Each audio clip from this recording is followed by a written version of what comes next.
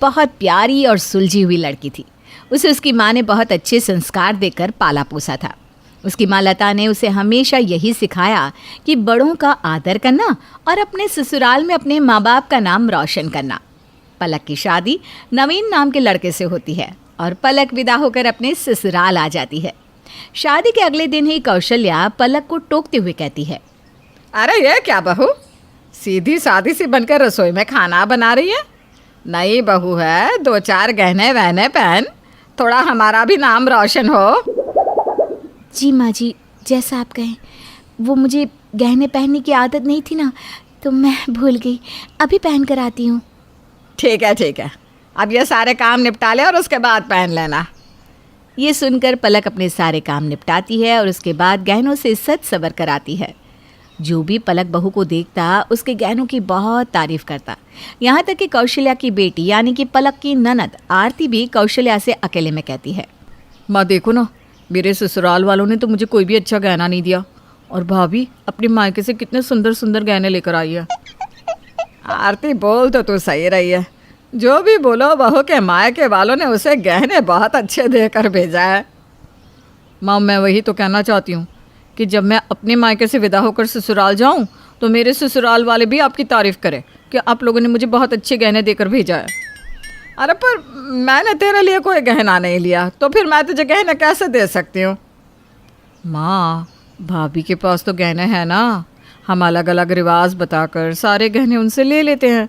आधे गहने आप रख लेना, आधे मैं। उनको गहनों की आदत भी तो नहीं है ना, उनके गहने अगर हमारे काम आ जाए तो इसमें बुराई थोड़ी ना है। कौशल्या को अपनी बेटी आरती की बात सही लगती है, जिसके बाद वो आरती को लेकर अपनी बहू पलक के पास जाती है और अपनी बहू पलक को एक झूठे रिवाज के बारे में बताती है जिसमें उसे अपनी ननद को गहने देने थे। पलक ये रिवाज सुनकर कोई बहस नहीं करती।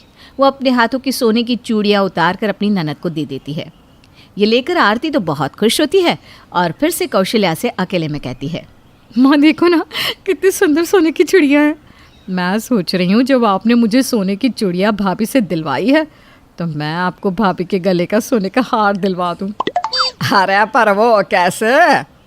अरे माँ ये तो मेरे बाएं हाथ का खेल है, आप देखते जाइए, और मैं जो बोलूँ ना उसमें हाँ में हाँ मिला देना। जिसके कुछ समय बाद जैसे ही पलक सब लोगों के लिए रसोई में पहले खाना बनाती है तो खाना खाने के बाद आरती अपनी भाभी पलक से कहती है, भाभी को पता नहीं क्या, हमारे यहाँ पर एक बहुत पुराना रिवाज है। इसमें नई नवेली बहू पहली बार रसोई में खाना बनाने के बाद अपनी सास को कोई एक सोने का जेवर देती है। मैंने तो कभी ऐसे किसी रिवाज के बारे में नहीं सुना, बल्कि रसोई में पहली बार खाना बनाने के बाद तो नई बहू को कुछ शगुन दिया जाता है। पलक को इस तरह मन में कुछ सोचता देखकर आरती फिर से उसे एक बार टोकती है, अरे क्या हो गया भाभी, ऐसे भी क्या सोच में डूब गया आप? हाँ मेरी बातों पर यकीन नहीं है क्या? अगर यकीन नहीं आ रहा तो माँ से पूछ लो। अरे नहीं ननद जी, ऐसा कुछ नहीं है। मैं तो बस ये सोच रही थी कि मैं माँ को यानी सासू माँ को कौन सा गहना दूँ। अरे भाभी इसमें इतना सोचने की कौन सी बात है, आखिर जो भी आपके पास है सब कुछ माँ का ही तो है। अब एक काम करिए, आप ना अपनी सास को अपने सारे गहने दे दीजिए। हमें भी तो पता चले कि आप अपनी सास से कितना प्यार करती हैं। आरती की बात सुनकर पलक अपने सारे गहने लाकर अपनी सास को दे देती है। वो सारे गहने जो कि उसकी सास ने उसे शादी के समय दिए थे और वो गहने भी जो कि उसकी माँ ने उसे विदाई के समय दिए थे। अब पलक के पास कोई भी गहना नहीं था। आरती और कौशल्या सारे गहने कमरे में लेकर जाते हैं और कौशल्या कहती है, मुझे नहीं पता था कि मैंने इतनी समझदार लड़की को जन्म दिया है और इतनी भोली लड़की से अपने लड़के की शादी करवा दिया। मेरी बहू को तो कोई चोर दिन दहाड़े लुट कर भी जा सकता है। तो ये तो अच्छी बात है ना माँ, देखो कितने सारे गहने आ गए हमारे पास। आरती और कौशल्या गहने आधे आधे बांट लेती है। आरती खुद अपने हिस्से के गहने पहन लेती है और वो सोने की चूड़ियाँ भी डाल लेती है। जब कुछ औरतें पलक की मुंह दिखाई के लिए आती हैं तो फुसफुसाते हुए कहती हैं, अरे ज़रा देख, तू नई नवेली बहू है लेकिन एक भी गहना नहीं डाला हुआ। लगता है कौशल्या ने किसी भूखे नंगे खानदान में अपने बेटे की शादी की है। उन्होंने बिना गहने ही अपनी बेटी को विदा कर दिया है। अरे सुंदर भी तो है ये, जरूर अपनी सुंदरता के जाल में फंसा करके बेटे को अपना बना लिया होगा। घूंघट में बैठी हुई पलक ये सब सुन रही थी, पर वो कुछ नहीं कहती। वो बहुत रोती है, पर किसी को भी ये सब नहीं बताती। अब उसके गले में सिर्फ गहने के नाम पर एक मंगलसूत्र था। ऐसे ही दिन बीतते हैं और आरती अपने ससुराल चली जाती है। पलक कोई भी गहना नहीं पहनती, पर फिर भी वो बहुत सुंदर थी। गहनों के बिना भी उसकी सुंदरता साफ नजर आती थी। एक दिन पलक की ननद अपने ससुराल से वापस आती है और रोते हुए अपने भाभी और माँ से कहती है, देखो ना माँ, क्या हुआ, मेरी सास ने मेरे सारे गहने लेकर अपने बेटे को दे दिए। हमारे साथ वही हुआ जो हमने भाभी के साथ किया था। जैसे आपने भाभी से गहने लेकर मुझे दिए, वैसे ही मेरी सास ने मुझसे गहने लेकर मेरी ननद को दे दिए। ये तो गलत बात है ननद जी। वो गहने तो मैंने आपको और माँ जी को अपनी खुशी से दिए थे, तो ऐसे में आपकी सास को आपसे गहने इस तरह नहीं लेने चाहिए थे। आरती ये बात सुनकर बहुत रोने लगती है, जिसके बाद कौशल्या को अपनी गलती का एहसास होता है कि आखिर उसकी बहू पलक की माँ ने भी तो उसे कितने प्यार से वो गहने दिए होंगे, जो कि कौशल्या और आरती ने छल से पलक से छीन लिए। कौशल्या कहती है, बहू हमें माफ़ कर दे, मैंने और आरती ने तुझे धोखा दिया और तुझसे झूठ बोला।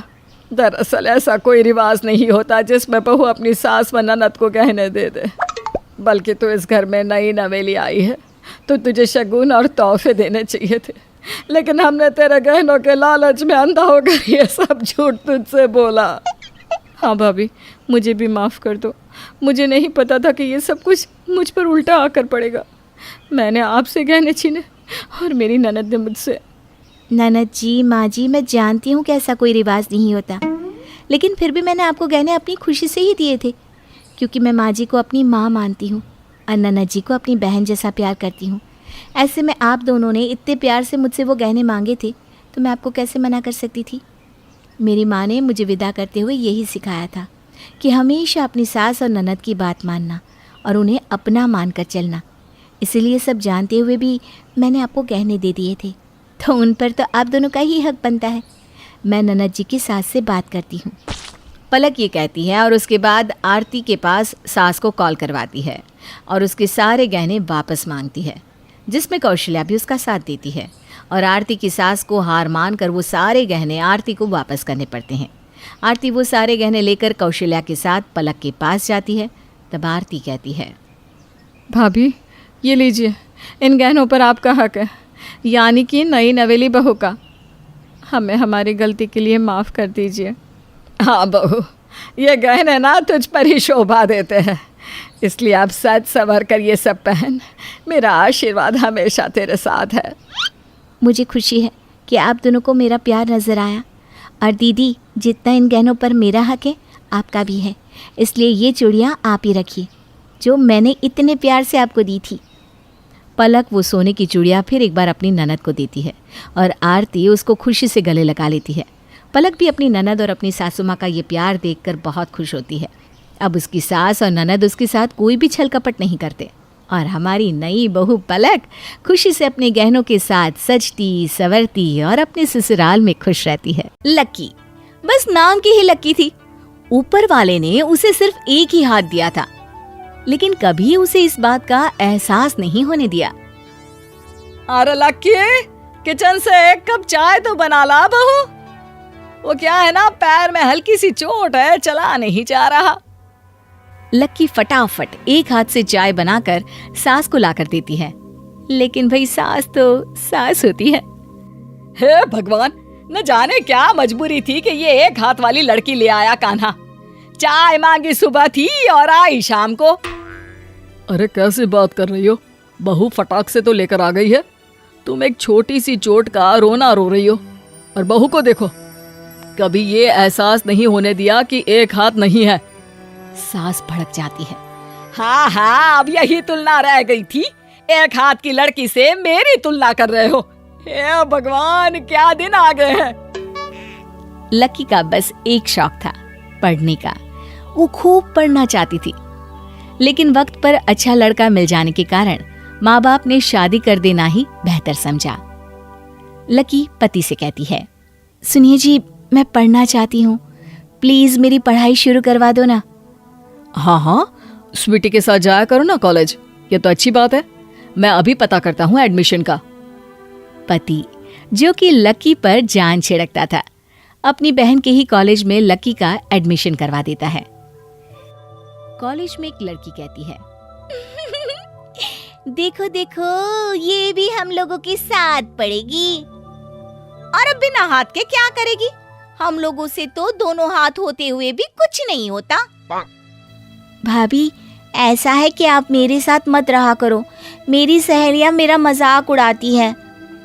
लकी भी समझ जाती है कि ननद की समस्या क्या है। वो उससे दूर ही रहा करती।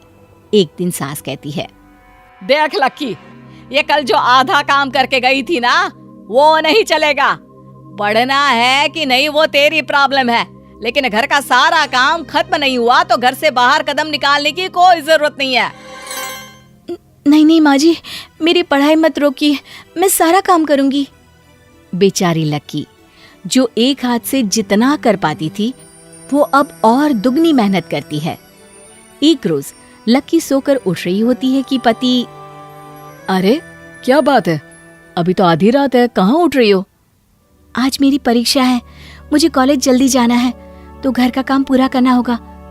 अब हाथ तो एक ही है ना, तो ज्यादा मेहनत करनी पड़ेगी। अरे ठीक है ना, थोड़ा और आराम कर लो, मैं तुम्हारी घर के काम में मदद कर दूंगा। वैसे भी तुम भी तो काम करके ही कॉलेज जाओगी, मैं भी थोड़ा काम कर लूंगा ऑफिस से पहले। लकी पति की तरफ मुस्कुरा कर देखती है और लेट जाती है। फिर थोड़ी देर बाद दोनों पति पत्नी घर का काम पूरा करते हैं। चलो मैं तुम्हें छोड़ देता हूँ, मैं भी रेडी हूँ। लकी पूरी मेहनत से पेपर पूरा करती है और घर आ जाती है। हाय भाभी, कैसा रहा पेपर? मेरा तो हाथ ही दर्द करने लगा। हाँ, पेपर तो सच्ची टफ था, लेकिन हो गया। भाभी प्लीज मेरे लिए पानी गरम कर दो ना, और एक कप चाय बनाकर ले आओ ना, बहुत थक गई हूँ मैं। लकी ननद के ऑर्डर को पूरा करती है कि सास बोल पड़ती है, अरे थक गई है मेरी बेटी। भैया आजकल की पढ़ाई आसान है क्या? बहुत अकल चाहिए होती है। लकी, जा जाकर सर पर तेल लगा दे ननद के अपनी। लकी सास की हर बात को मानती, जानती, जो ससुर को अच्छा नहीं लगता। भाग्यवान, लक्की भी तो बच्ची है, वो भी पेपर देकर आ रही है। सुबह घर का सारा काम, फिर पेपर, फिर घर का काम। अरे कोई उसे भी तो कभी एक कप चाय पूछ ले। एक हाथ से सबका ख्याल रखने की कितनी कोशिश करती है। पापा, आपकी तो बेटी भाभी को ही होना चाहिए था। आप तो अपनी बेटी से ज्यादा भाभी का ही ख्याल रखते हैं। हाँ है, वो मेरी ही बेटी है। अरे धन्य है वो माँ बाप जिनकी लक्की जैसी बिटिया होती है। रिजल्ट का दिन भी आ जाता है, जहां ननद फेल और लकी पहले डिवीजन से पास होती है। पूरे कॉलेज में फर्स्ट आने के कारण सब उसकी वाहवाही करते हैं। अरे सुन स्वीटी, वो लकी तेरी भाभी है ना? नहीं तो क्यों, क्या हो गया? नहीं है ना भाभी, मैं जानती थी। सबको लगता है कि वो तेरी भाभी है। अरे ना ना, बिल्कुल नहीं। पर हुआ क्या है? अरे यार, उससे दोस्ती करनी चाहिए थी। पढ़ने में कितनी अच्छी है, दोस्त बन जाएगी तो समझ ले आराम से डिग्री मिल जाएगी। लेकिन बात कैसे शुरू करूं यही समझ में नहीं आ रहा। सब बोल रहे थे तेरी भाभी है, लेकिन मैंने कह दिया कि वो कहाँ इतनी टैलेंटेड, और तू कहाँ हर बात का रोना रोने वाली। लड़की वहां से चली जाती है, लेकिन ननद अब भाभी से नाराज होना शुरू कर देती है। पता है माँ, भाभी को कॉलेज के लड़के देखते हैं, उनका कॉलेज जाना छुड़वा दीजिए ना। अच्छा, तो ये पर निकल रहे हैं इस एक हाथ वाली के। अभी इसका कॉलेज जाना बंद करवाती हूँ। सास लकी को कॉलेज जाने से मना कर देती है। लकी सास को बहुत समझाती है, लेकिन वो एक नहीं मानती। लकी अब घर का काम और घर से ही पढ़ाई करना शुरू कर देती है। क्या बात है लकी, कॉलेज जाना छोड़ दिया? सब ठीक तो है ना? हाँ, वो घर का काम ज्यादा होता है ना, तो इसलिए। लकी सास की बात को आगे नहीं आने देती है, लेकिन पति फिर भी कॉलेज जाकर सारी बात पता करता है। और अगले दिन, लकी, ये कमलाबाई है, ये हम लोगों के घर का सारा काम करेगी। अब से तुम सिर्फ पढ़ाई पर ध्यान दोगी, समझी? लकी पति के फैसले पर गर्व महसूस करती है। वाह जी वाह, ये क्या बात हुई, मान गए तेरी बीवी कितनी चालाक है। अरे तुझे नहीं बताया कि मैंने इसे कॉलेज जाने से मना किया और अब देखो क्या हो रहा है यहाँ। माँ, लकी ने मुझे कॉलेज जाने का सिर्फ ये रीजन दिया कि घर का काम ज्यादा होता है। हाँ बिल्कुल, यही तो कारण है। तो क्या तुम हो घर का भेदी जो माँ बेटे के बीच लड़ाई करवा रहे हो? अरे नहीं तो भाग्यवान, मैंने कुछ नहीं कहा, मुझे कुछ नहीं पता। माँ, किसी ने कुछ नहीं कहा। इस घर में सबकी आदत है कि वो कोई ना कोई बहाना बनाकर काम को टालने की कोशिश करता है, लेकिन सिर्फ लकी ही है जो एक हाथ होते हुए भी चीजों को बखूबी मैनेज करके चलती है। लेकिन जब उसने ये कहा कि उससे घर के काम के साथ पढ़ाई नहीं हो रही है तो मैं मान ही नहीं सका। लकी को पति पर गर्व महसूस होता है। तभी ननद वहां आती है। भाभी को कॉलेज की प्रिंसिपल ने बुलाया है। वो भाभी की पढ़ाई फ्री कर रही है और उन्हें कॉलेज के हॉस्टल में फ्री रहना, खाना। है? उसे ये सब क्यों मिल रहा है और तुझे कुछ नहीं क्यों मिलता? क्योंकि वो एक हाथ से सब मैनेज कर सकती है, उसके लिए कुछ भी असंभव नहीं। वो कभी किसी काम के लिए बहाना नहीं बनाती।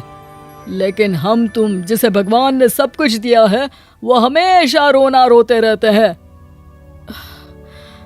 समझ गई बहू, काम वाली भी मंजूर है, लेकिन बहू तू घर छोड़कर हॉस्टल मत जाना। बहू भी सास को देखकर मुस्कुरा देती है। सोना बहन अपने बेटे घनश्याम के लिए लड़की देखने जाती है। अरे वाह, जैसी लड़की की कामना थी वैसी ही मिली, बिल्कुल संस्कारी। क्या नाम है बेटी तुम्हारा? मैं कृष्ण की दीवानी और राधा की रानी मथुरा वाली मीरा हूँ। ये क्या बोल रही है? सिंपल बोलो ना, मीरा नाम है। और जो बोली हो वो क्या फैक्चुअली सही है? अरे चुप करना, लड़की का ईश्वर प्रेम देख। 100 जन्म भी नाक रगड़ेगा ना भगवान के द्वार तो भी ऐसी बीवी नहीं मिलेगी। ना जी ना, भगवान के द्वार ना क्यों रगड़ना, वहाँ तो पूजा करो, कीर्तन करो, ईश्वर की भक्ति करो, बहुत सुख मिलता है। तभी मीरा की माँ कहती है, अरे अरे मीरा बिटिया, ज्यादा हो रहा है। जाओ अपने कमरे में। अरे नहीं नहीं, रहने दीजिए ना बहन जी, बिटिया ने तो सारा माहौल ही भक्तिमय कर दिया था। तभी वहाँ खाने पीने की चीजें आ जाती हैं जो मीरा की बड़ी बहन बनाकर लाती है। अरे वाह, बड़े ही स्वादिष्ट पकवान है ये तो। किसने बनाए? ये तो मीरा की बड़ी बहन समीरा ने बनाए हैं। उसे ही ये सब फालतू चीज़ों का शौक है। ये पर्दे भी ना उसी ने सीले हैं और घर पूरा यही देखती है। अरे तो शादी नहीं की बड़ी बिटिया की? दरअसल आप लोगों को इसी को दिखाने बुलाया था, पर आपने मीरा को देख लिया। वाह, ये समीरा तो बहुत ही गुणी है। अब मुझे रिश्ता मंजूर है। अरे चुप कर, क्या रिश्ता मंजूर है? देख रहा है जींस टॉप पहनी है। अरे कोई बात नहीं, आप मीरा से ही शादी कर लो। मैं ना आंटी जी यही पहनती हूँ। साड़ी पहनना अभी ज़रूरी नहीं था। घर पर ढेर सारा काम, ऊपर से 2 मंजिला मकान, कहीं फंस कर गिर गई तो लेने के देने। फिर तो पता चला कि खाना बने ना पर्दे सिले। समीरा और घनश्याम एक दूसरे को पसंद कर लेते हैं, लेकिन घनश्याम की माँ को मीरा ही पसंद आती है। अब बहन जी, हमें तो मीरा पसंद है, शादी की तैयारियां करिए। और फिर बेचारा घनश्याम भी कुछ कह नहीं पाता, मजबूरी में कर लेता है शादी मीरा के साथ। शादी की सुबह 4 बजे घर में जोर जोर से आरती गाने की आवाज़, घंटियाँ और लाउडस्पीकर में भजन शुरू हो जाते हैं। अरे क्या हो गया? आधी रात को किसकी भक्ति जाग गई? वो मंदिर वाले कमरे में जाती है, जहाँ थोड़ी देर में ही घनश्याम आ जाता है। अरे मीरा, भगवान को भी सोना होगा, उनको भी तो आराम करने दो। ब्रह्म मुहूर्त है ये, जल्दी से सारे नहाकर तैयार होकर आ जाइए। आज मैं अनुष्ठान की पूजा करूंगी। पूरे 74,000 मंत्रों का जाप है। अरे बहू, कल बात बता देती कि ऐसा कुछ करना है। अरे माँ, तुम्ही को तो चाहिए थी ना पूजा पाठ वाली बहू। अरे हाँ हाँ, तो क्या हो गया, सोना जरूरी है कि 74,000 मंत्रों का जाप। अरे तेरे ही सारे कष्ट कटेंगे ना। फिर क्या था, बहू भगवान के सामने बैठकर मंत्रों का जाप करती है और सास हाँफती हुई कहती है, हाँ बहू, और क्या क्या सामान चाहिए अभी बता दे। बार बार ऊपर नीचे नहीं आया जाया जाता है। बस माँ जी, आप भागकर बाजार से 10 किलो दही ले आइए और 5 पंडितों को मैंने फ़ोन करके बुला लिया है। उनके लिए शुद्ध वैष्णव खाने की तैयारी ज़रा जल्दी कर दीजिएगा। और हाँ, मंत्र का उच्चारण कर कर के मेरा गला सूख रहा है, तो ज़रा 1 कप अदरक वाली चाय तो ले आइए। अब क्या था, जैसे तैसे कर सास बहू के अनुष्ठान की पूजा को पूरा कर रात को चैन से सोने के लिए बिस्तर पर लेटी ही होती है कि सासू माँ, लाइए, मैं आपका पैर दबा देती हूँ। वैसे भी सास के पैर दबाने से राहु और केतु दोनों एक साथ कुंडली से निकल जाते हैं। ये बोलकर वो सास के पैर दबाने लगती है। वाह वाह, जीती रह बहू। आज के जमाने में तेरे जैसी बहू मिलना तो सौभाग्य की बात है। वाह जी वाह। मीरा ने अभी पैर दबाने शुरू ही किए थे कि वो खड़ी हो जाती है। अच्छा माँ जी, आप सो जाइए।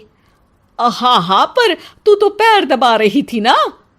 हाँ, तो दबा तो दिए, 11 बार दबाना था। हैं? 11 बार? क्यों?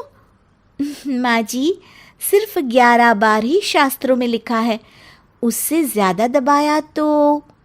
तभी वहां घनश्याम आ जाता है। 11 से ज्यादा बार दबाओ तो वो सास की सेवा कहलाती है। खैर, मैं तो ये बताने आया था कि आज जल्दी उठने के कारण मेरी नींद पूरी नहीं हो पाई है, तो कल प्लीज घर में सुबह सुबह कोई पूजा पाठ ना रखे। हाँ भाई, आज तो मेरी भी बैंड बजी पड़ी है, ना जी ना, मुझसे भी नहीं होगा। लेकिन अगली सुबह फिर वही लाउड स्पीकर, वही घंटी और वही पूजा। ये अब रोज का काम था। अरे बहू, सुबह तो तू पूजा में रहती है, जरा दिन का खाना वक्त पर दे देना। हाँ? अरे माँ जी, वो तो मुझे बनाना ही नहीं आता, क्योंकि घर में तो समीरा बनाती थी ना। तो उसे यहाँ भी बुला लो, बना दिया करेगी। अरे चुप कर, कुछ भी बोल रहा है। अब कोई बात नहीं बहू, मैं तुझे सिखा दूंगी। सास पहले तो मीरा को खाना बनाना सिखाती है। फिर एक दिन, अरे मीरा, तुझे तो खाना बनाना आ गया है, अब कल का खाना तू बनाना। अगले दिन फिर मीरा के हाथ का खाना सास को मिलता नहीं। मीरा, अरे ओ मीरा, रसोई में तो थी, कुछ बनाया नहीं क्या? बनाया माँ जी, लेकिन मैं पहले ईश्वर को भोग लगाती हूँ, फिर उनके साथ बैठकर मैंने खुद खाना खा लिया। अब माँ जी, आप तो जानती है, सुबह की जगी मैं नींद आ गई तो सो गई। दिन का खाना आप बना लिया करे। अरे वाह जी वाह, ये तो बहुत अच्छी भक्ति है। सारा दिन भगवान को खिलाना पिलाना सुलाना, ये तो बहुत अच्छे गुण है मीरा। लेकिन परिवार की सेवा, उनका ख्याल रखना, ये भी तो औरत का धर्म होता है। तभी वहां घनश्याम आ जाता है। अरे माँ, वो कौन देखता है, बेचारी समीरा इससे बड़ी थी, वो घर का सारा कामकाज जानती, सबका ख्याल रखती। लेकिन नहीं, आपको तो वो पसंद ही नहीं आई। आपको इसमें जो पसंद आया था उसमें तो ये परफेक्ट है ही।